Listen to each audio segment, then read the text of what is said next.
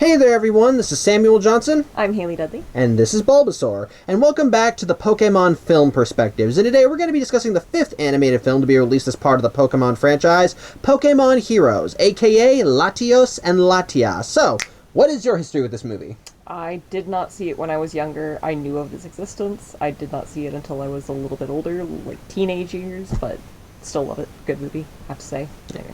As for me, like with Pokémon Forever, my only exposure to this movie when I was a kid was just through the ads. I never saw it at all. It looked cute enough, seeing Ash meeting these two Pokemon, Latios and Latias. It was fine. I just never had any reason to see it. I might have seen like maybe a snippet here and there, but that's all I can do. The first time I actually saw it in full was when I got my hands on this, and I was able to finally sit down and watch it. And I remembered liking it. I actually thought it was pretty good. I honestly didn't know what to expect when I first saw it, so I was a little cautious, especially since Pokémon Forever, like I said when I did my last Pokémon video, that one just did not leave a good taste in my mouth. So, call me crazy if I was a little hesitant to go on to the next movie. With that said, like I just said, I did like it. But was my liking warranted? Is this film worth it? Well, let's talk about it and find out, as today we'll be taking a look at Latios and Latias. And as per usual with all these movies, we got ourselves an opening prologue as we meet our two main villains of this movie, Annie and Oakley. They're Team Rocket. Yep, they're Team Rocket. And like with all Team Rocket pairs, their names are a Western pun. In this case, Annie and Oakley are a pair of women who specialize in, well, elite spy work, so to speak. Basically just going in, stealing whatever they can, and then getting out of there with no one noticing. And in this case, they've broken into a library and stolen a book which is supposed to contain a prophecy for this town called Altamar? Altamar. And basically, Altamar is like the Pokemon version of Italy. It's a city that sits out on the water. It has like all these little buildings that sit on the water, got little bridges everywhere. It's even got water races. Basically, it's a canal city. It's kind of like modeled after Venice, with the roads are waterways. Exactly. But the thing is, Altamar apparently holds a secret, as according to this book, there is a weapon that's in the heart of the city that if someone gained control of it, would give them access to some sort of ultimate power. The problem is, though, there's two separate MacGuffins that are required to make this thing work. And one of these MacGuffins is a jewel called the Soul Dew. Yes, it is called the Soul Dew. And apparently, whatever the Soul Dew is, it's connected to the Pokemon Latios. Which Annie and Oakley are more than happy to look for Latios because, well, they're Team Rocket, like I just said. So obviously they think that, well, Giovanni wants this Pokemon, we might as well go get him. So after they're almost caught in the library, they manage to run away and get back to their craft, which is a part boat/hover vehicle. Or was it car? I don't know. Mildly amphibious vehicle, possibly flying. Yeah. Point is, they get back to their vehicle and they make their way to Altamar proper. From there, though, the film cuts ahead to the next day, as, of course, we cut to Ash and co., as we see that Ash and Misty are taking part in the water races, with Brock on standby keeping an eye on Togepi and Pikachu. Although the instant the race gets on, Brock accidentally knocks Pikachu off of a bridge, and thankfully Pikachu lands on Ash's head, so he's along for the ride. Which also leads to this film's opening credit sequence with their version of... Was it the Pokemon Johto theme? No, not the Johto theme. That was a different one. What was it? Master Quest, wasn't it? I think so. Yeah, it was a remix of the Pokemon Master Quest theme, which I think it was a good remix. Honestly, it flowed. I like the way the music flowed with the opening shot, as far as, like, it was, it felt like, going out and doing a race on a summer day with the buddies and all that fun stuff. I appreciated it. Yeah, it actually matched up well with the visuals, just seeing Ash and Misty just riding along the waves, and the fast-paced music did keep up with the race. However, unfortunately, Ash kind of gets knocked off course because Totodile took a wrong turn, and they end up crashing. And by the time that Ash is able to get his bearings and get back in the race, he's too far behind. However, Ash gets some assistance, so to speak, as something that he cannot see ends up picking up Totodile and actually rushing him towards the finish line. And of course, Totodile's not questioning it at all. Totodile's just having the time of his life. But before Ash can officially cross the finish line, something else comes in and interferes with the other interfering thing. And thus, Ash is further knocked off course, and as a result, Misty is the one that wins the race by a hair. In the meantime... As such, Ash does get, getting tongue-tied. As such, while Ash isn't upset with Totodile for losing the race because it's just a simple mistake, as for the invisible helpers, we'll call them, they seem to make themselves scarce. In the meantime, Ash does manage to meet back up with Misty and Brock, and as kind of a thanks for Misty taking part in the race, the previous year's champion, a guy named Ross, offers to show Misty and co. around Altamar. And we learn that he's a bit of a gondolier, and that's really all I learned about, because after this he's gone from the movie. However, he does give us a bit of exposition about Altamar, as he gave Misty this weird glass pendant, which is supposed to depict the legendary guardians of Altamar, 2 Pokemon named, well, Latios and Latias. And basically, as the legend says, they're just there to keep an eye on Altamar, keep it safe and all that. And of course, Ash and Co. think this is just nice and all that nice stuff. Hold on one second. Sorry about that, drew a blank for a second. But yeah, after the gondola ride, Ash and Co. decide, well, why don't they just go get ice cream? But as they do, Pikachu gets a little sidetracked because well, Ultima has these fountains that Pokemon can go to get a drink, get a bath, just all that nice stuff. And Pikachu wants to try it out. Unfortunately, Pikachu's a rat Pokemon and can't exactly get it to work. When suddenly this girl comes up and happily turns the fountain on for Pikachu, allowing Pikachu to get a drink and soak up. And so when Ash goes after his best friend and wants to know why he's not following, the girl suddenly makes herself scarce, with leaving Ash and Pikachu alone. However, this is when we cut back to Annie and Oakley, as they're now in Altamar, and they're on the lookout for Latios and Latias, as they have technology on their side, and they have a little spy camera that flies around the city and basically scans everybody in Altamar for body heat. That's also where we find out that Latias can shapeshift into even human forms, sort of a thing. And so how they are tracking to see where the Pokemon are and who might be a Pokemon is by you will have a lower core body temperature. And sure enough, they do manage to find Latias because, well, there is a person in Altamar who has a low body heat. And sure enough, it's the girl that Ash and Pikachu ran into. That is indeed Latias, and which is confirmed when Annie and Oakley manage to track her down,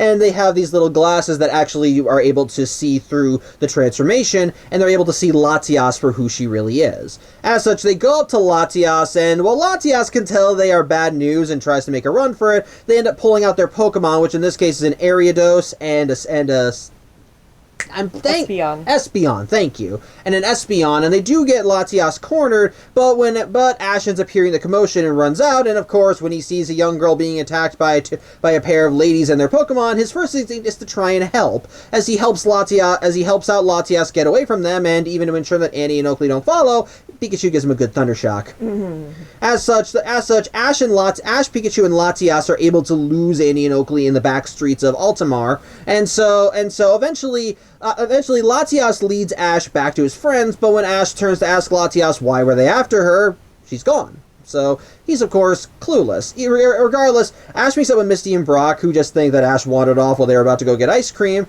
and thus they just continue their tour on Altamar, which eventually leads them to this museum. And at the center of this museum is supposed to be, well, the defense mechanism that Annie and Oakley are looking for. And according to exposition from the museum curator, an old man named Lorenzo, who has the fucking creepiest beady eyes, I swear to God. He has 12 cups of caffeine every day, on the dot, every hour. It's how I keep myself going. Yep, that's it. That face. That's Lorenzo's face. The whole time. Yeah. Basically, but the thing, ultimately, Lorenzo does give a bit of exposition on Altamar and the defense mechanism. Apparently, once upon a time, Altamar was besieged by 2 very powerful Pokemon. Specifically, an Aerodactyl and a Kabutops. Mm-hmm. They basically just wrecked the place, but then one day, a Pokemon came to save them, and that Pokemon was Latios. Not the Latios that's one of the guardians of Altamar, but was rather the parent of Latios and Latias themselves. I can't say if it was a mom or dad. They don't really say. I'm assuming it's a guy because Latios, but one would assume, but at the same time, it seems like the Latios versus Latias thing might be more of a power thing more than it is a gender thing. But then there are some Pokemon who are specific gender. We don't know. Not clarified. There are 2 different Nidorans. Yes, but the pink one is the boy. The blue one is the girl. Fair enough. Fair enough. But they do use she, her pronouns for Latias, so... Yeah, but, like, we also only ever see the one... Fair enough. Then the one Latios 2, and, like, even as far as it be, like, the Latios being the other guy's dad, like the OG Latios, we don't know quite really, because nobody knows, and it's just kind of like, well, there was one Latios, and he saved us all by bringing in the water that drowned the Pokemon that were terrorizing us. Yeah. And then he disappeared, and then there were two! Yep. A Latios and a Latias. And Yeah. that's just kind of the legend, which... Yeah. But yeah, on that same token, yeah, that's what happened to the original Latios. He basically all the water in the city we were able to take care of Aerodactyl and Kabutops, but after he did this, he just vanished, and all he left behind were his kids, in this case Latios and Latias, and the Soul Dude. Thank you for remembering that. And so, however, the Soul Dew can be used to power the city's defense mechanism, something that's supposed to be a last line of defense. Of course, according to Lorenzo, the thing is just a museum piece. It can't really do anything, so it's not really a big deal. But as he's explaining this to Ash and Co., Ash happens to look towards one of the ledges in the museum, and he sees Latias. Sort of. Like, it looks like her human form, but she's wearing a hat, and it looks like she was sketching something. And so when Ash sees her, he immediately excuses himself in the group and chases after her as she leaves. And as such, Latias ends up taking Ash on a run through Ultimar, and while he is eventually able to catch up to her, he basically says, "Hey, why'd you run off before? What happened back there?" And she actually talks and says, "Sorry, I have no idea who you are." As such, she continues walking, and Ash follows her, and he ends up losing her. But then he seems to catch up to her again, only now she's actually urging Ash to follow her, and she's not wearing her hat. As such, Ash follows Latias further into the city until Latias leads him to this back alley, and actually beckons Ash and Pikachu to follow her into this dark corner, which apparently acts as a portal, gateway, something. Whatever. Point is, when Ash and Pikachu go through it, it actually leads them to a rather nice looking garden. Like, there are trees all over the place. It's rich in flora and fauna. Fountains, yeah. trees, pathways, all that fun stuff. It's all nice, and they see Latias just kind of swinging on a swing set. However, before Ash has a lot of time to appreciate this, that's when something flies out of the water, and, well, it's invisible, so Ash can't see it, but he knows it's a threat because it comes charging at him and Pikachu, and actually knocks Pikachu aside when he tries to attack it. And as such, the thing tries to come back around and give Ash a severe headbutt, only for Latias to step in and block its path.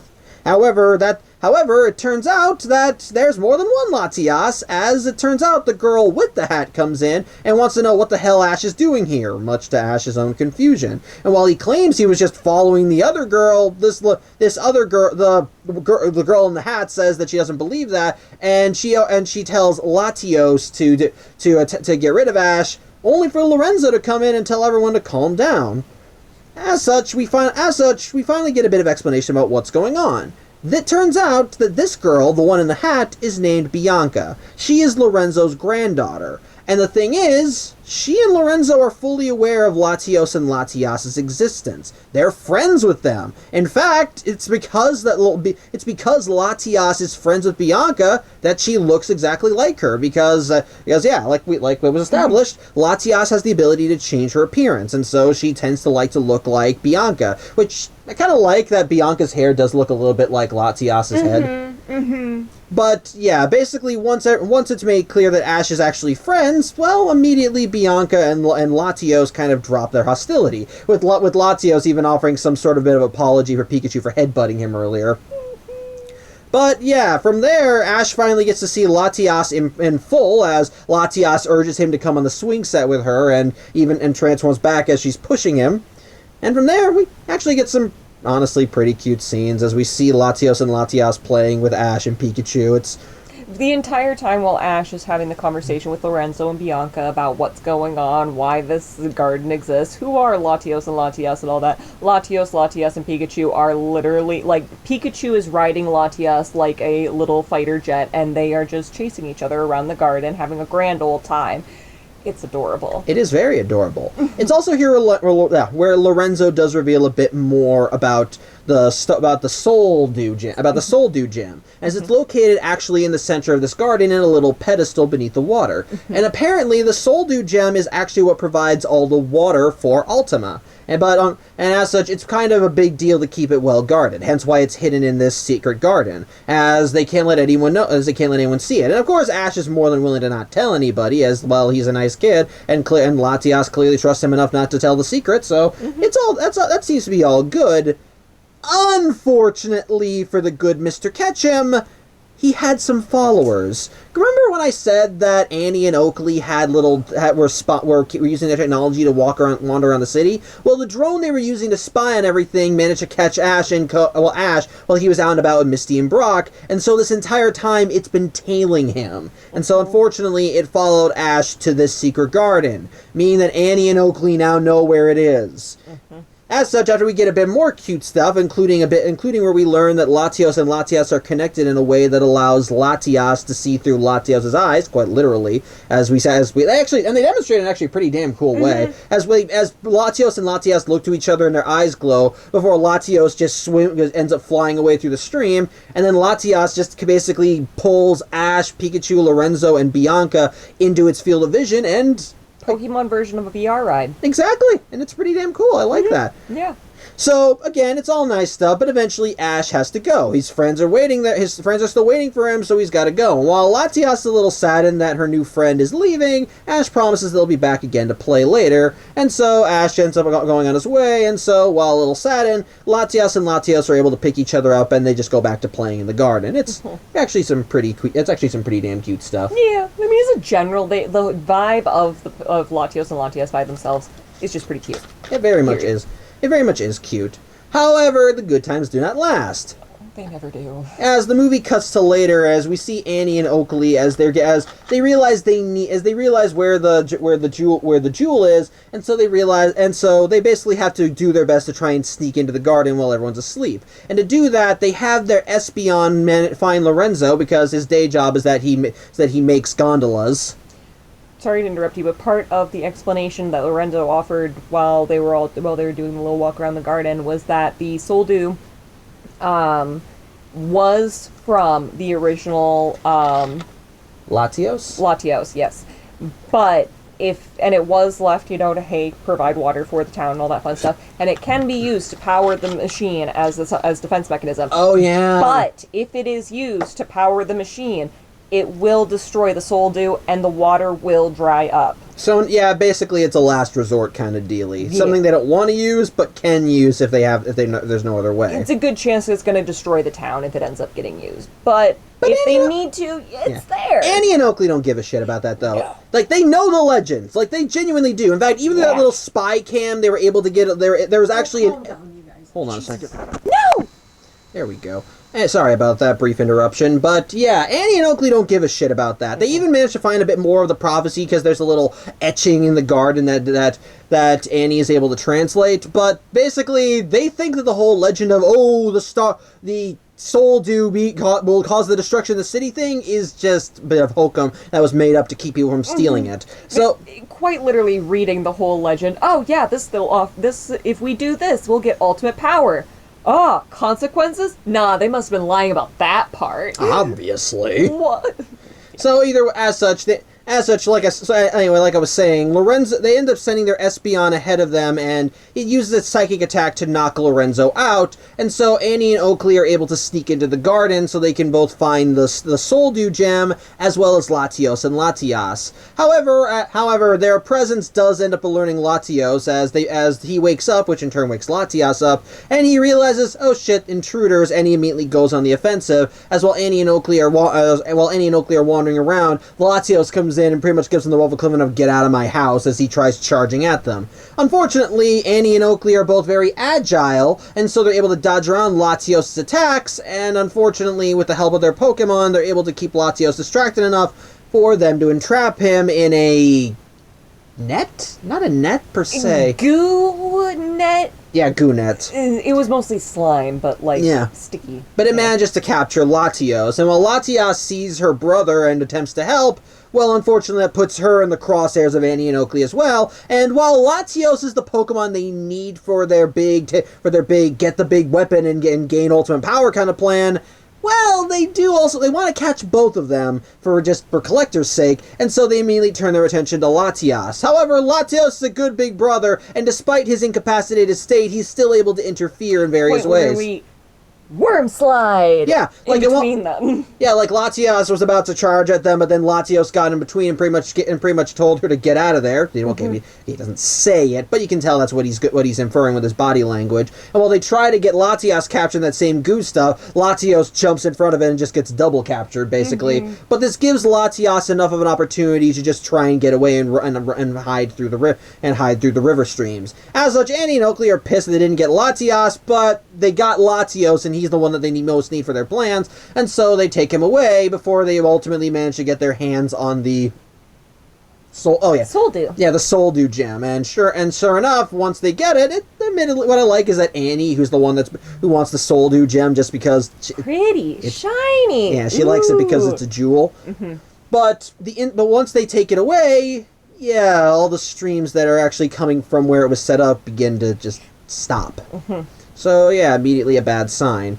Regardless, Latias needs help, and so Latias really doesn't know where else to go except for her new friend, as she ends up going through all of Ultima until she arrives at the Pokemon Center, and sure enough, she does manage to find the room where Ash and Co. are staying, and manages to come in, which stirs Pikachu, which in turn stirs Ash, As such, he meets with Latias, and when Misty and Brock wake up, Ash has to give them the 411 and tell them, oh yeah, this is Latias, she can change her form, she looks like a girl right now, which Latias confirms that her identity when she resumes her true form. As such, they immediately realize that something is clearly going wrong, and they do get confirmation, because going back to Annie, Oakley, and Latios, they managed to bring the unconscious Latios back to the museum, and sure enough, according to the whole prophecy shindig, they're able to find where Latios is supposed to be laid in order to power up the town's defense mechanism. As well, the instant they lie him down, the whole thing begins turning on, and Latios is captured in these giant floating rings that keep him like in a force field or some kind of Faraday cage or whatever. Yeah. And in turn, it causes the defense mechanism to start turning on, but in order to fully get this ready, they put the Soul-Dew gem in place, and, well, it's finally what kicks it off. And so Oakley, who's been the one who's been the brains of the operation, basically, ends up going into the control panel, which it looks like which is a giant orb connected to the big Picture, if you will, the most cursed centrifuge, and you sit in the area that spins. Exactly, and so that's where she wants to go. However, Lorenzo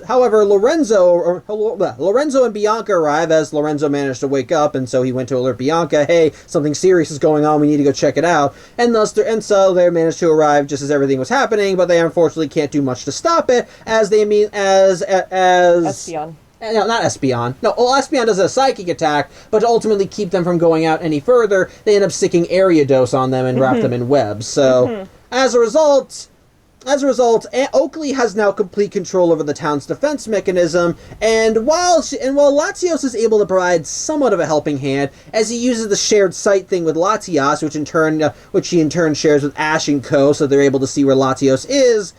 Unfortunately, that's not much of a help right now. As well, it does let them know where the bad guys are. Well, Oakley is now currently in control of the town's defense mechanism, which she immediately just starts playing with, as she immediately puts the town in a lockdown, barring all the entrances and exits. Basically, everyone, doors, windows, everything, in, out, everywhere, every door, everything. It's all barred off. And to make sure that they get some extra enforcement, she uses the power of the defense mechanism to literally bring Aerodactyl and Kabutops back to life. It was a choice. I don't even know why why would you include... I don't care. You know what? I don't care. I do not care. They have power over life and death, apparently. Yes. Whatever. Moving on. Point is, they act as their enforcers, and so the two dangerous Pokemon go out as Oakley orders the pair to go out and get Latias because they still want her. In the meantime, Ash and Co. are brought back to reality, and of course realize, oh shit, things are going wrong. We gotta do something. But only Ash, Pikachu, and Latias are able to get out of the hotel room before the lockdown hits their room, leaving Misty and Brock behind. And while it's shown that they are able to get out of their hotel room and are still able to... Eventually, yeah. It's a slow trip. Ash, Pikachu, and Latias have to make do with what they can. And while at first Ash tries taking a gondola to try and get to the center of the city, with Latias acting as his guide, well, that's where Aerodactyl and Kabutops come in, as they immediately go on the offensive and attack Ash and Co. Latias saves Ash and ends up having this really cute moment where she's just holding him in the water, floating above him as she's going along, and he's just floating there with Pikachu on his chest, talking to Latias. It's just like, yeah, it's a really hard situation, I know, and then looks over. Over there! Because the surfboards that were there from the first from the race. Yeah, Ash has an idea, and basically Ash gets on top of the surfboard, and sure enough, Latias is pulling him along, and so he's able to escape from Aerodactyl. But that still leaves Kabutops, who is basically waiting in the wings and immediately tries attacking at the trio. Thankfully, though, Ash does get some backup, as while Misty and Brock can't physically reach Ash themselves, they are able to send out their Pokemon. I still question why they don't send out Ash's, but hey, what do I know? We can theorize about that all day long, because I still don't, I thought, like, this might just be a thing that I am wrong about. I thought that you could only release, like, you can release your Pokemon, and your Pokemon can release themselves, but other people cannot go and grab your Pokeballs and demand your Pokemon come out, you know? Maybe, I don't know. But either way, Misty and Brock's Pokemon do end up saving Ash and end up knocking Kabutops into the river, so that at least gives him an advantage. And so Ash, Pikachu, and Latias are able to get to the museum, but Oakley is not having any of that shit as she continues screwing with the town's defense mechanism and actually begins turning the tides of the water into literal weapons. As when the trio do end up making landfall, she actually turns the tide towards them and actually even manages to kind of trap them in a little water cage, which sweeps up Ash, Pikachu, and Latias and nearly fucking drowns them. The only reason it fails, though, is thankfully Latias does have a few secret weapons, as she's able to basically power up and basically cause a feedback that completely disperses the water and ends up negatively feeding back right to the town defense mechanism, causing it to go haywire and for Oakley to start losing control of it. As such, while this action does take the wind out of Latias a little, she's able to recover very quickly. And so Ash, Pikachu, and Latias manage to make it into the museum. They take care of Annie, who is basically acting as guard and who's basically just on standby, looking at her partner, going crazy, going, "Okay, this is weird." Yeah, like I honestly don't know if it really did Annie do much of anything aside from go, well, maybe don't wreck my gem. Well, maybe we should just call it quits now. Well, that seems to be good, you know? Yeah, like, she basically did nothing. No. But thankfully, like I said, she's taken care of. Ariados is not taken care of. But then again, would you fuck with Pikachu if you were Ariados? No, because quite literally, Ash and Pikachu come in, and Ash goes, "Pikachu, get him!" And poor Annie and poor Espeon get electrocuted right away, because they obviously were the target. So you just, that little spider dude, no, I would just sit my butt down and be like, "Okay, we stay here now." Yep. But thankfully, Ash and Pikachu are able to free Lorenzo and Bianca. And as for Oakley, well, she's still stuck in the machine as it's going haywire and she's just going all over the place. Thankfully, though, they do realize that if they want to save Oakley, they need to just get Latios out of the mechanism, which is easier said than done because Latios is still trapped in those rings/force field. And of course, as we've seen before, the tried and true method of headbutt still does not work. One day it will. You know what? It will not. Ash needs to learn at some point that you can't solve the problem by headbutting it. Thunderbolt, headbutt, what else is there? There's so many other options. Oh, I should say Thunderbolt, headbutt, make friends with them. Oh yeah, let's make friends with the freaking force field, why don't you? You never know, it might be sentient. It's a freaking force field, it's not sentient. Then headbutt! Sorry. Anyway, they are able to get Latios out of his prison because as Latias is able to use enough of her energy to force her way through, which in turn disrupts the force field enough for people to go in. And so Latias, Ash, Lorenzo, and Bianca are able to pull Latios out. And thankfully Latios is okay, but he's clearly banged up a bit, as the force field was actually physically hurting him the more he was inside. And while he's okay, but he's clearly he's not 100%. Yeah, he was essentially playing secondary power source for the defense mechanism machine. Yeah. And so he's drained and a little battered and bruised because he was struggling in that, and there was, Thankfully, removing Latios does turn off the defense mechanism, and seems to get her, and even seems to get Oakley back on the ground. With Annie going to Oakley, intending to just get her, and so they can get the heck out of there. But before they make a go, Annie decides, well, she wants to get the Soul Dew gem because she still thinks it looks shiny, and thus she goes to get it. Before she touches it, she goes, whoa, what happened to it? It's all black and dark. Yeah, basically the entire time that everything's been going on, and especially after Latias did that power feedback to free herself and Ash, the Soul Dew gem's just been gradually losing its luster. Until before it was like a nice blue pearl that was emanating light. Now it's dark, it's red, and it's cloudy. It doesn't look right. And the instant Annie tries picking it up, the thing fucking explodes in her hands, the feedback of which causes her to fall back into the same control console that Oakley is in, and the machine starts going nuts again. With them stuck inside. Hence, worst centrifuge ever. Yeah. And as such, immediately Lorenzo, sorry, I was getting tongue-tied with that name there. Lorenzo immediately realizes that shit's about to get real because, well, as we said, the Soul Dew gem was what was keeping all the water in the city. And while removing the Soul Dew gem stopped the water flowing, it didn't get rid of it. But now that the Soul Dew gem is gone, like a tsunami, the water is sucked out of the town. Everything is dry now. And since the law of conservation of matter means that you cannot destroy or create energy, all that water collects outside of the town and is now about to come back in as a massive tidal wave, wiping out the entire place. So, yeah, everyone's boned. Everyone is boned. However, help arrives in the form of Latios and Latias, as they both realize that they both can stop this. As the pair of them fly out to the tidal wave, and thankfully the only thing the tidal wave is able to destroy is like an old castle on the outskirts of town. And so, as they fly closer, they both combine their powers, and they just get into the center of the tidal wave, and it expands and basically just causes an explosion of energy that actually seems to settle the water. I mean, it looked like it, at least to me, and this might be just getting into more semantic sort of thing, it looked like it just disrupted the wave, and so instead of it coming and hitting the town as one big wall, it flowed back in as multiple different sections of water, and so there wasn't quite as much force of it hitting the city. And so the water was still coming. It wasn't that they changed the directions of it or anything like that. It was just, it's not a brick, like a train coming at you, because that was... Yeah, it just basically just smoothly came in. Unfortunately, though, this action did not come without consequences. Remember when I said that Latios was still clearly dealing with some of the after effects from being thrown into that machine? Well, while Latias is able to easily recover from this attack, Latios ain't so lucky.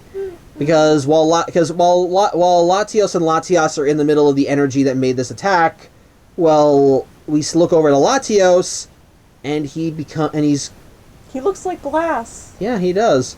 And basically, he reaches out to his sister, and they both hold hands before he vanishes, floats up into the sky, and all Latias can do is just watch, and is clearly heartbroken.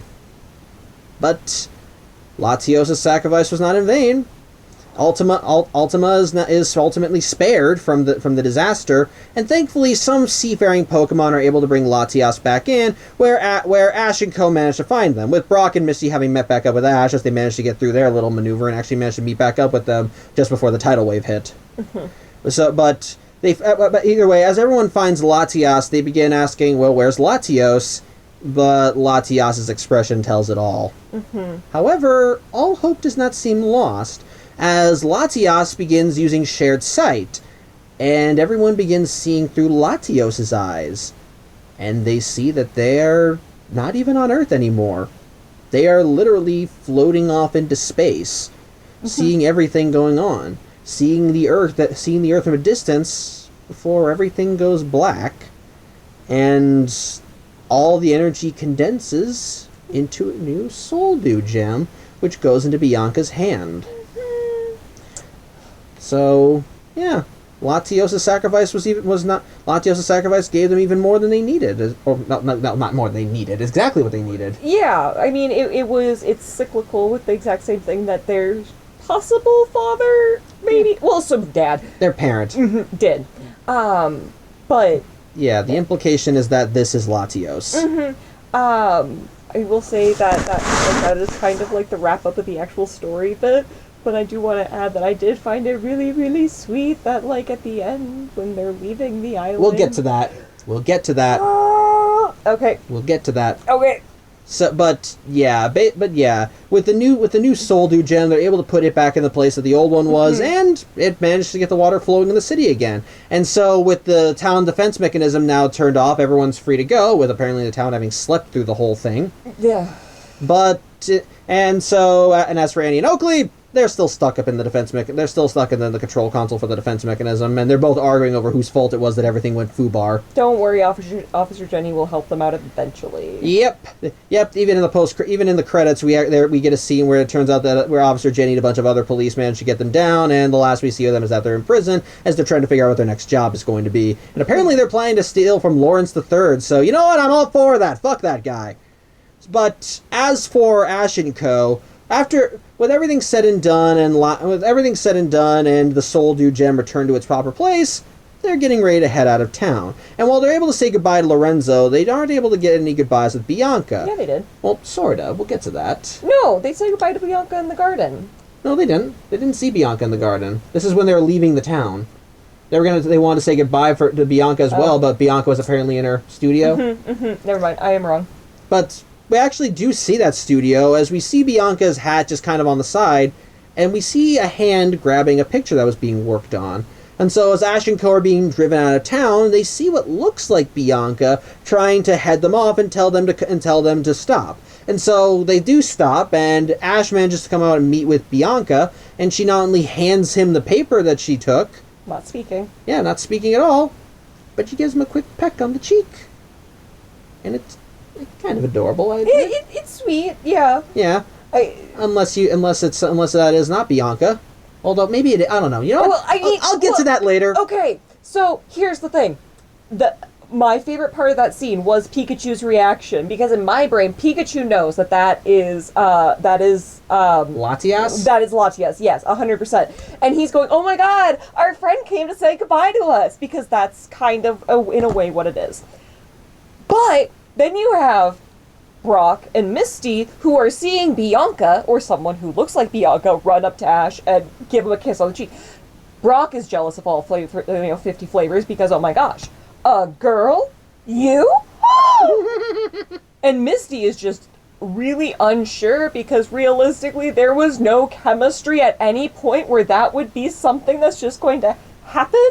And so I'm pretty sure Misty's tried to figure out what the fuck immediately. Yeah. And that has more to do with it than anything else. But like, even when it, like, Misty asks, so is that Latias? Or Bianca? Or Bianca, like, you know, Brock is, I'm jealous no matter what, and Pikachu's sitting like, I didn't even think of that, while Togepi's sitting in Misty's lap, just cheering, cause like, hey, that was fun!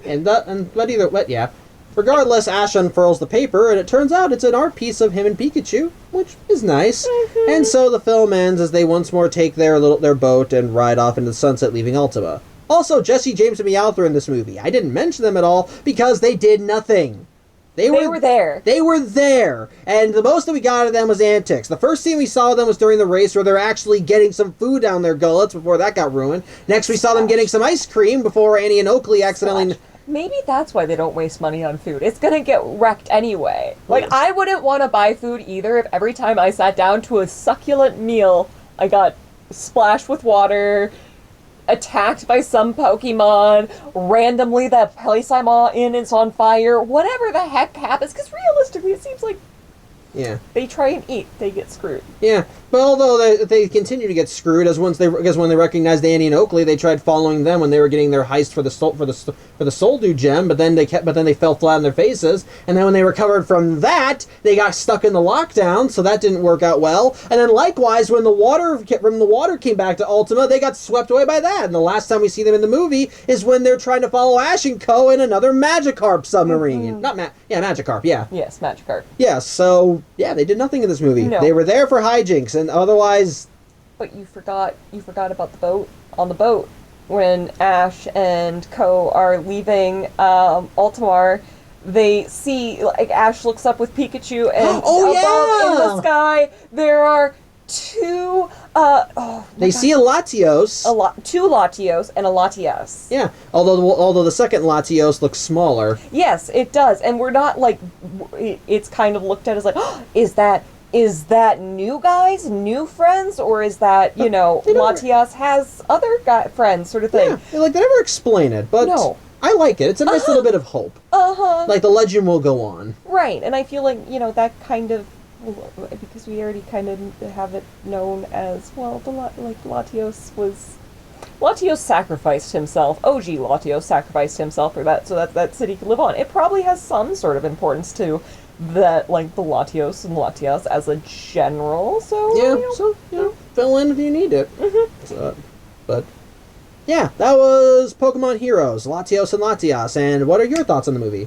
I really enjoyed it. I thought that, I appreciate the dynamic between Latios and Latias. I feel like that is very sibling-esque in the best ways possible, in the sense of, like, you got a fun-loving friend, and you got the, serious protector, in the sense of, like, I really just want to keep you safe, and I need you to listen to me, because I want to keep you safe, sort of a vibe, without being too overbearing, and, like, not pushing the, fun-loving one not to be social, because, I also thought it was kind of interesting, and I don't know if I'm just reading too much into it, but, like, when Oakley was messing with the ties in the first time, and they were trapped in the whirlpool sort of thing, and Latias has her power-up moment, and it does that feedback thing. It's almost the same, like, smaller scale, but it's the same sort of thing as when they go into the big wave and they do it together. It's just slightly smaller scale. Which makes sense. Like, one's a small tide, so one of them can handle it, but the other's like a little tidal wave, so you kind of need the power of both. Right, which then, like, how that kind of makes me wonder, as far as, like, the world building opportunity of how many places it could exist, simply because there's a Pokemon that's like, hey, we're gonna keep the natural disasters like tsunamis. There is there was a Pokemon team called the Swords of Justice that walks around, that even the town they guard is fully aware of, so I wouldn't be surprised. Yeah, but I thought it was pretty cool. I appreciated that, like, the end of it, there is kind of like that ambiguity of maybe there is more Latios out there, and so maybe there will be another chance for a Soldew and all that fun stuff, just in case sort of thing, or if, Latias does want to have friends to hang out with outside of Bianca and Lorenzo, then she'll be able to have friends. Yeah, I thought it was great. I appreciated how even, like, the cutesy moments were world-building moments, how the, like, the way that they did the second sight thing, it kind of felt, it was really cool, actually. Yeah, no, it really did feel like, like we were joining video game sort of thing, or VR game, where you're, like, you are in it, sort of a level, and you're seeing through Latios' eyes. And I appreciated the way they animated that. It was pretty. It was cool. Yeah, it was. Like how they animated it was basically like you saw the characters, but it's like they were shifted to wherever Latios was, or they're actually seeing. And how they showcased that they were seeing through his eyes is that in place of Latios flying, it's them just kind of standing there, as they're clearly still in wherever place they're actually supposed to be, and yet through their perspective, they're just flying around with wherever Latios is, and it's nice. It's actually a pretty damn cool effect. No, I love that. Yeah. I feel like. I have no real negative comments to say about this show, I have two things. One, I do wonder very hard, you were the first one to mention it, but, like, I can't unsee it. What is wrong with Lorenzo? Yeah, what's up with his eyes? Yeah. Like, I can't show it to you because we're not doing it, but it's like throughout the entire movie, it's like the whole time. Yeah, like there's I think I can count on one hand the few times that he actually like where he looked like he was furling his eyes or something. Otherwise, they're just like wide open throughout the entire movie and looks so freaking weird. No lids, no lashes, just he has seen bulbs. He has seen the end of days and it has scarred him. So that's that one question. Other like that, and then like okay, what logic is it that you will steal an ancient text that is an instruction manual for you to get ultimate power, sort of a thing? You go to the place and enact your plan to get ultimate power. You see there's a part that says there's one caveat that if you do this, it's going to kind of fuck some shit up. And instead of listening to any of that, you decide, no, obviously that one part where it says that I'm going to have to deal with the consequences of my actions is wrong. Yeah. Oh, actually, one more thing we forgot to mention: Aerodactyl and Kabutops end up disappearing too. Yeah, as soon as the machines. Yeah, once the machine is fully turned off, they turn back into fossils. Which I also thought it was kind of interesting. Like, I wonder if those are just like reflective sort of things rather than like actual Pokemons with their own thoughts, because they also didn't have eyes. That is fair. Yeah, that's fair enough. They had eyes, but no pupils or anything. Yeah, it was just yellow. Yeah, blankness. So yeah, maybe they were brought back to life. It could have been a projection. I don't know. Either way, it was like, why would you bring them back to life too, particularly when you have locked down the entire building? Well, to be fair, they did listen to them, and they were only targeting Latias because that's what Oakley wanted.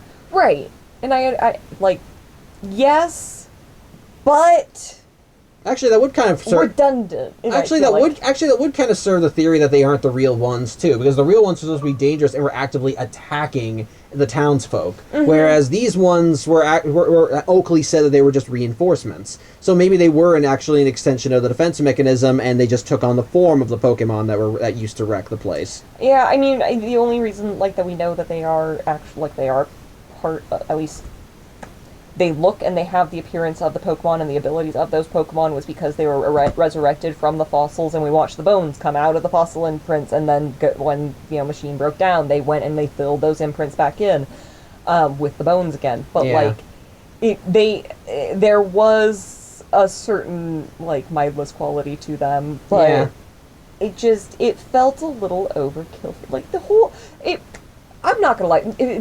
Annie and Oakley were not they're not my favorite for Team Rocket. Like, fair enough. I'll fair enough. I'll actually give a comment. I actually will disagree with you a little bit here. When it comes down to it, I actually did like Annie and Oakley as villains for the movie. I do not see them as overarching baddies. And ultimately, when it comes down to it, do I see these two as big bads? Hell no. They are not big bads. They are standard Team Rocket. The Iron Mask Marauder felt like he had more to him than they did, but that I think is just like standard Team Rocket grunts. They're fine. I think they're totally fine. They work off each other well. I like their moves. I like their kind of contrasting personalities. See, I will say I don't feel like these were positioned as grunts. I feel like they were positioned more as like Captain Lieutenant sort of territory, where like they had a certain amount of rank and standing. I mean, the Team Rocket, we know Jesse and James were, a little freaked when they realized who it was and that those guys have direct connection to Giovanni and all that fun stuff. Yeah. Because they did have that direct connection there. You just would have liked more? Yeah, no, I mean, they're supposed to be super spy, geniuses. I'll give you that one, yeah. I'll give you that one.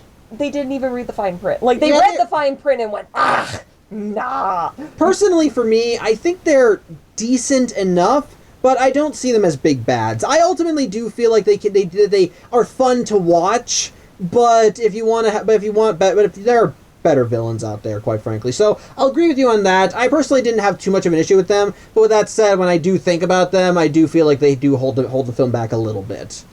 I will say, as a positive to them, at least, I do think it is a nice reflection between like the sibling relationship you see with Latios and Latias. yes, Latios and Latias with them and how they do the whole sibling thing and their communication bit and all that. And then Annie and Oakley, which I'm pretty sure they're supposed to be sisters. I don't know. They have that vibe that they're supposed to be sisters, but like it's the same sort of back and forth sort of thing, but it's also like when things start to go sour or start to be a bit more stressful, it's less of don't worry sis, I'll save you, and more of like, why are you screwing up my plan? That is, yeah, that's the vibe I got. Which is a total different sibling vibe, and I appreciate that, because, Yeah, I like that. I like that. Plus, it was fun to see Oakley go nuts. Yeah. I'll actually give credit. I liked seeing Oakley go mad with power. Yeah. I mean, it was instantaneous. Yeah, but like, sir, I think you've gone mad with power. Of course I have. You ever try going mad without power? It's boring. No one listens to you.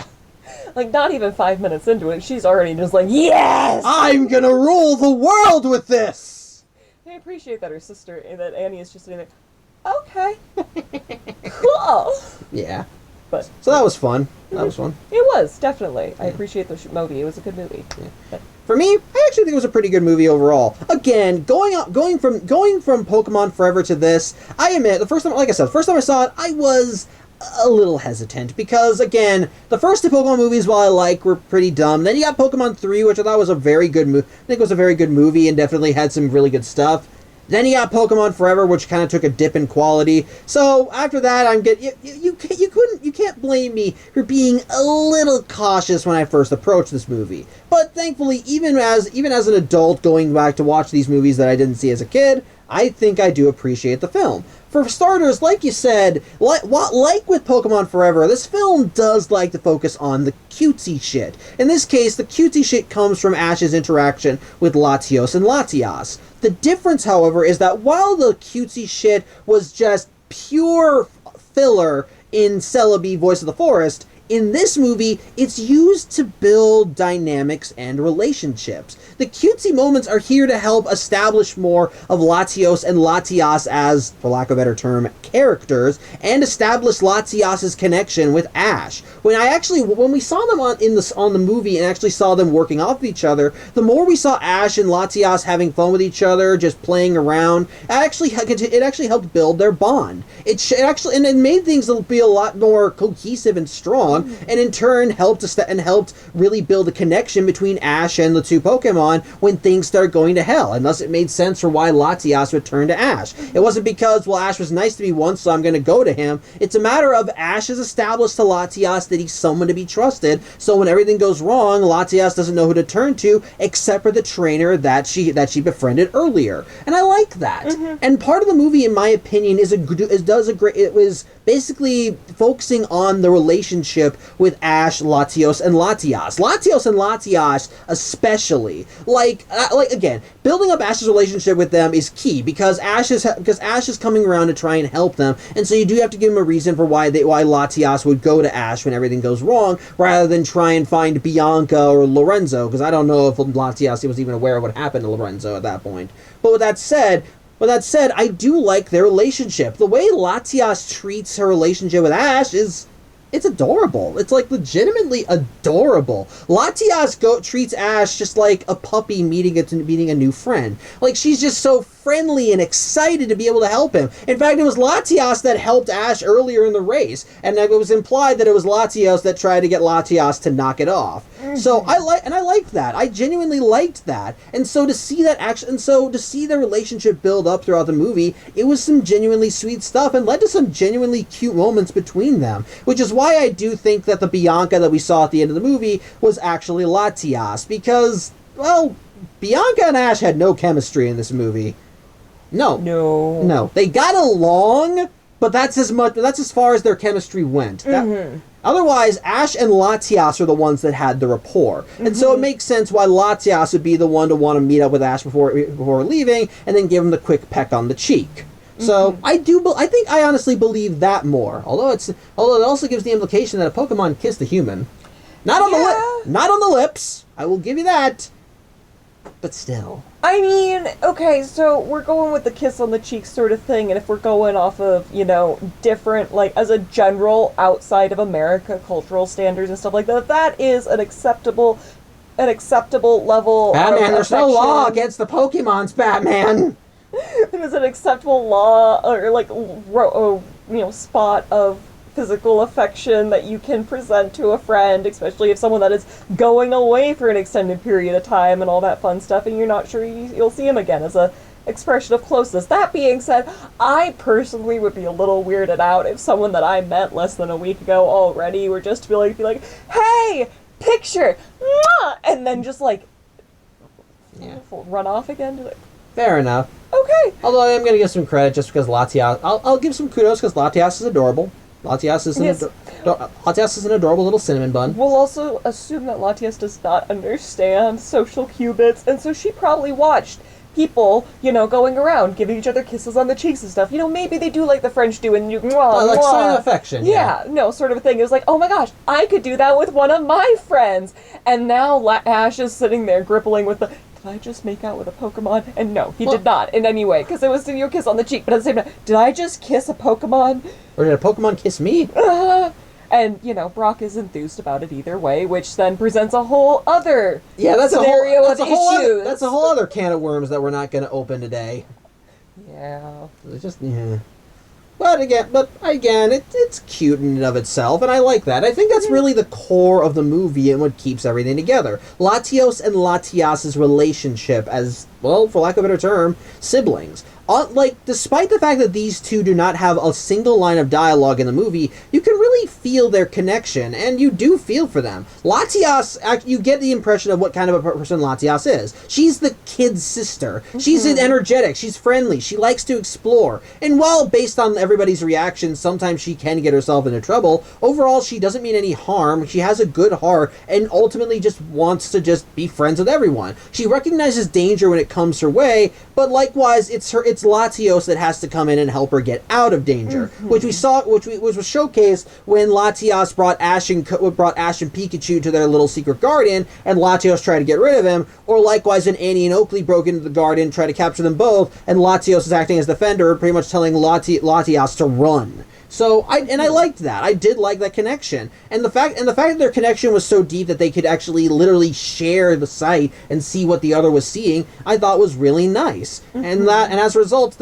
which ultimately I think made the sacrifice at the end of the movie hit a little bit harder, because while the two of them don't share a lot of scenes together, you do feel the connection between them. But okay, so I do want to point out though, so it is Latios' power that is the shared sight. It has nothing to do with Latias. She's just the one who acts as the conduit thing, but it is Latios sharing what he is seeing, and so he is the one projecting it out.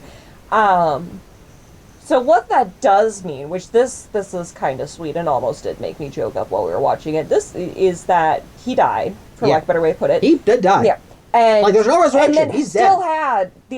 had this opportunity and thought to hey, I want to make sure that my baby sister knows that I'm okay, I'm safe, and I'm feeling good about this decision. So I'm gonna show her what I'm seeing. And look, baby sis, I'm in space. Space. Yeah, and I feel like that was just really sweet because it was really sweet.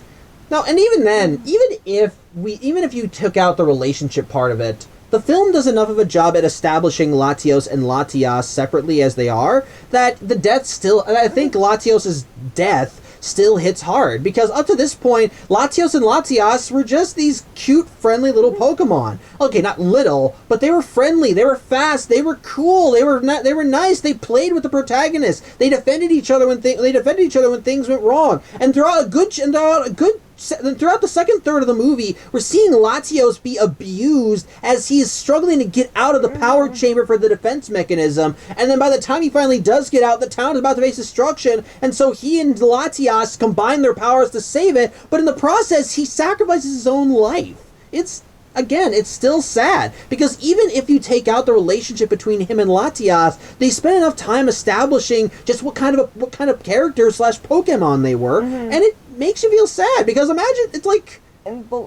sorry, I don't mean to interrupt. No, go ahead. The last scene in the garden when they have put the new soul, like the new Latios' soul due into the pedestal in the pond and everything, and Bianca standing there, and her and Lorenzo go and say, Latios, please stay with us forever. And you can see the reflection of Latios in the soul gem, or at least his silhouette and everything, and like, I feel like that is just the true message of this movie, is just like friendship, connection, staying with the people that you love and fighting for them and all that fun stuff, and being willing to sacrifice because, you know, you're still a part of them no matter what. It's, the connection that it's just the connections we make and the people we get to know. Which is just so Pokemon. Yeah, very much Pokemon. And honestly, I think it does it well. With and again, it's the stuff with Latios and Latias that I think brings it together. And again, it's again further reflected, again, going back to this, with Latias and her connection to Ash. I actually did like the connection there. It was just, again, it was some cute shit, and I liked the way that Latias just lit up whenever she and Ash were coordinating or working alongside each other or just playing. But again, but I thought it worked well, and I think they had nice synergy. I liked when Latias was starting to get close to Ash, and was actually was building up that rapport. I actually thought it was nice, and again, I think it worked to the film's advantage when they both had to work together to try and save Latios, as they were able to, like I said, they were able to coordinate well enough with each other, know how to work off each other, and it was just sweet the way they cared for one another. As Ash was concerned with Latias, and likewise Latias was just concerned with Ash, and whenever it was confirmed that Ash was okay, the way her face just lit up was adorable. It was just so sweet. Yeah, no, them floating in the canal together and just... Okay, sorry, Ash is, just got rescued by Latias, and he's floating in the canal, and Latias has kind of, like, held up out of the water, but, like, she's not flying with him, she's just letting him float and supporting his float. And Pikachu comes swimming up, so Latias moves her arm out of the way so Pikachu can swim underneath and crawl onto Ash's chest. And they're all just sitting there like, It's adorable. It is adorable. I honestly kind of wish that this sort of thing, like, they made it into the series and it was like a 4 episode special sort of thing where we could have had an episode or 2 of just them having fun. Yeah, I think it would have been cute. Yeah. It would have been cute. Anyway. And quite frankly, that's another key thing with the movie. It's cute. Unlike the last movie, where the cuteness was unfortunately filler, this one manages to do a good job at integrating it into the plot. As again, all the cute scenes are there to help further establish and to build connections between all the characters. And I think it's really damn nice, and I dig that. And on top of that, another thing that I genuinely liked about this movie that I think helps put it a step above the previous movies, I love how it looks. You can tell from the very first shot in this movie that this was the first Pokemon film that they animated digitally, and it looks fucking gorgeous. I commented the last movies because I thought they did a great job at mixing hand-drawn backgrounds with CGI, but it's clear that all the backgrounds here are CGI, and while it does look a little dated by today's standards, I think for what it was at the time, it looks stunning. It looks beautiful. Yeah, no, I mean, it's dated, but it's still, like, if you were to put this out today, people would look at that as an artistic choice sort of a thing, because it just fits so well with it. Like, it was very well done. It's dated, but beautiful. And I love how it looks. The way they make what was the name of the town again? I just blanked on it. Altamar. Well, the way they make Altamar look in this movie looks is nice. It looks so intricate and vast with all these different design patterns and and stuff that's all around it. And I think it looks really damn cool. The way the museum looked, it looks so awe-inspiring and artistic. It looks the way the garden looks. It looks so precious and full of life, and when it wants to get scary, it can. When the defense mechanism for the town is activated and Oakley puts the entire town on lockdown, I loved the way that the orbiters came up, as it felt like they were basically just locking you in and trapping you, and it definitely felt that imposing. And even the defense mechanism itself is a good bit of Uncanny Valley, because it looks like this giant machine strutting out of the ground with all these parts sticking out of it that's just swinging around the entire time it's being used, and it looks like a genuine monster in a way. And I like that. I think it helps add to its imposing nature. And the fact that this thing has so much power over the town and that Oakley's at the driver's seat, I think worked. I actually legitimately liked that. And on top, and again, add on the stuff with Aerodactyl and Kabutops, I thought it worked. I thought it was good. I actually liked it. Oh yeah. So, when it comes down to it, Well, the film is not perfect. There are maybe a few blemishes here and there. While I like Danny and Oakley as villains, again, they weren't really. They're more like episode of the week villains. They didn't really need to be in a movie. So I do believe that that's a problem here and there, and it could have been a little bit bigger, I guess. I suppose in terms of grandiosity, but I think what we have here, it's just damn good. Again, it's cute and manages to be in enough scenes that make you go aw, so that you can keep the kids invested. But the way they do this cuteness is a great job at helping build character, draw people together with showcasing the bond that Ash and Latias are forming, while also further establishing Latias and Latios' connection. Mm-hmm. I think the action is still pretty damn good good, especially with the CGI stuff. Going back to the CGI, it makes the action look so much better and dynamic. I love how fast-paced everything looks. Even that one scene where we're like running at Pikachu's level, sort of a thing. Like there was a scene where it was like literally we're running. Actually, yeah, it's another positive of the movie. The POV stuff, like when you're going along to a character's point of view, or you're flying alongside a character, felt like you're skidding around corners. Yeah, it looks so damn good, and it helps draw you in. It's so visually spectacular, and I love it. Yeah. It was good stuff. I do dig that. That's another positive for the movie. So again, good action scenes. I love the design for the sets and everything. It's all clearly digital and CGI, but it looks so fucking gorgeous that it really does. That I think it really helps pull you in. And again, the bonds that the whole core of the movie are the bonds that the characters establish with one another. I like the bond between Ash and Latias and how they grew closer throughout the movie and basically formed this very adorable friendship. Latios and Latias genuinely felt like endearing siblings that would go through thick and thin together, with Latios usually being the one to keep Latias in line, but it was still pretty damn adorable. And likewise, by the end, when Latios does sacrifice himself for the sake of both his sister and Altamar, I do think it's poignant, because again, even if you take out the connection between him and Latias, it's still pretty damn sad, because you still saw Latios doing all these nice things together, and now he's just gone. And honestly, the way they showcase him turning into the Soul Dew gem, it was actually pretty damn good stuff. Because again, using the shared sight with Latias allowed us to actually see him almost ascend. Yeah, quite literally rise into the clouds above the earth, getting further and further away until it went to blackness, and then to be a light suspended above them, and then float down into the new Soul Dew. It was it's actually pretty poignant stuff. I liked it. It was actually pretty good stuff. And again, the ending is pretty sweet. I liked it. It was nice. Again, I'm pretty sure that the Bianca that Ash and Co met at the port was. We're going to say it's Latias. It was probably Latias. That's the one that makes the most sense. Mm-hmm. And even then, with seeing a new Latios with its own children flying into Altamar, it gives us hope that there's still a better future, and that even though Latios is gone, the cycle will continue. And it's nice stuff. I like it. So I'm going to say one more thing, because when like I said, when Latios was in the Soul, has become a Soul Dew and all that fun stuff, and they put the new Soul Dew in the thing, and Bianca and Lorenzo go and say, please stay with us forever, Latios, and all that fun stuff, and you can see his reflection in the little Soul Dew and all that fun stuff. The water started flowing before that and all that fun stuff, but it was more like a slow flow. As soon as they say that and you see the little reflection, it's like, heck yeah, I'll stay, because all of a sudden the water starts flowing heavier and everything, and I like that. I like that. That's sweet. Sorry. No, it's all good. It's a good low-stakes, feel-good movie with, which I think is engaging enough to, honestly, you want to watch it. And honestly, I think another aspect of this movie is that even if it is low stakes, it does still feel grander. Again, I think what makes it really terrifying is the whole aspect of the town defense mechanism. While I will not deny the stuff with Celebi in the last movie still kind of hit a little hard, especially when Celebi was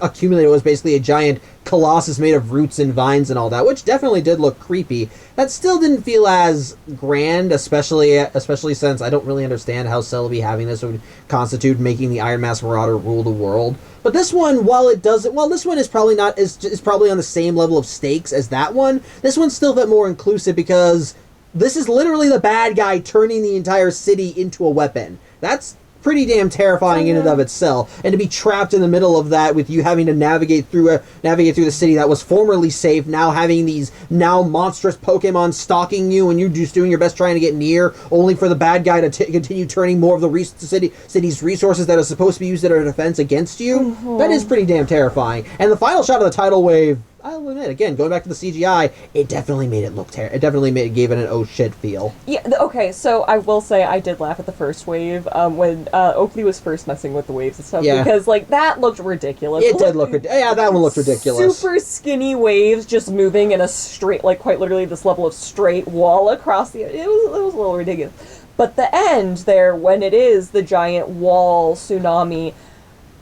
That was intimidating. It looked like it was the ocean pushed itself back and then was now crawling forward at you. Even after and it looked even better because it started as a distance and it looks and at a distance it looked small, which made you think, big is that wave? And like even after the Latios and Latias had broke it and had re-spread some of that inertia around it still looked like water rushing at you, which is still intimidating. Like, even if it's not going to blow you away and all that fun stuff, it's pretty intimidating to have an entire ocean coming at you, and I feel like they captured that very well in a very interesting way. I think it worked. Like, I was surprised. Like, yes, I will stand by my description of low-stakes, feel-good movie. But at the same time, when it ended, I was surprised that the people in the town slept through everything and did not notice what was going on. That surprised me. Yeah.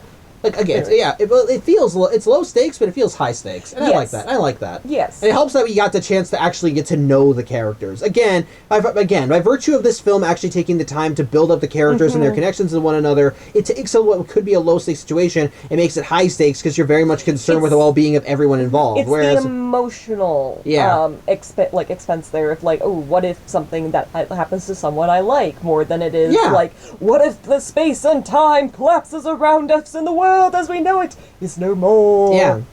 Yeah, sometimes it's good to have something close to home. I like that. So, on the whole, though, I just think it's a pretty damn good movie. Like I said, when I first saw this movie, I was a little hesitant, but by the end, I was genuinely happy that I actually enjoyed it. It's a cute movie. It's got a lot of nice stuff in it. It's got great character dynamics. A low stakes situation that actually feels higher because you feel invested in the characters. The villains, I think, are all right, but there could have been better ones. Again, I feel like it's more the villains that we should have just seen in an episode of the anime rather than for a movie. So I'll give you that one.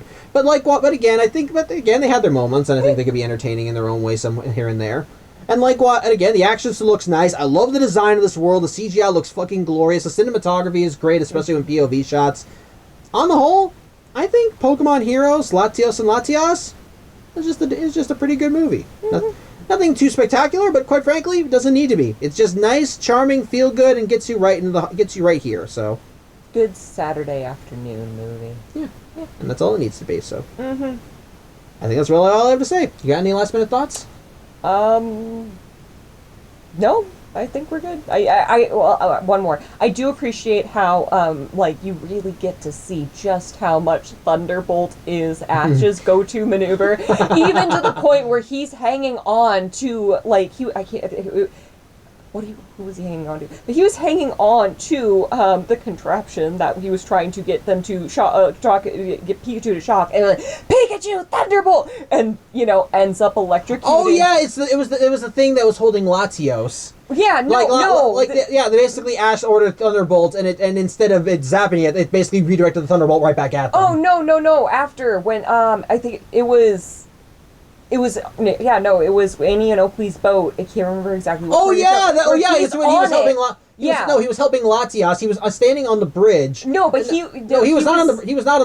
He was not on the boat. He was actually on the bridge. They had SP on him with a psychic attack. And it's like, so that's how you're gonna play it. All right, Pikachu, use Thunderbolts. There was I do remember a moment where it, because I commented on it and you had made, and then we had paused it towards the end more, and it was he literally jumped on someone, and I feel so horrible. I can't remember this specifically, but he jumped on them, and then I made the comment that I feel like Thunderbolt, Ash has gotten zapped so many times he doesn't even feel it anymore, because he literally jumped on him, looks back, Pikachu, Thunderbolt, and then Pikachu's like, Pikachu. It was Aerodactyl. Yes, it was. And then, because Aerodactyl had grabbed onto Latias. Latias, sorry. So many names. Aerodactyl had grabbed onto Latias, was not letting go. Latias in pain. Ash, piggyback Aerodactyl, and then calls for Thunderbolt as he's still hanging on, only to be like, poof, because Thunderbolted. electrocute it. And so I appreciate that we just kind of really drive home the fact that, Ash is not scared to get zapped. Nope, he's used to it. That's it. So, That's all. Yeah. But, yeah, I think that's all I have to say. So, I hope you enjoyed the video. I'm Samuel Johnson. I'm Haley Dudley. And I hope you tune in next week as next time we'll be going into the advanced era of Pokemon as we take a look at a film that's admittedly a bit of a guilty pleasure of mine with Jirachi, Wishmaker.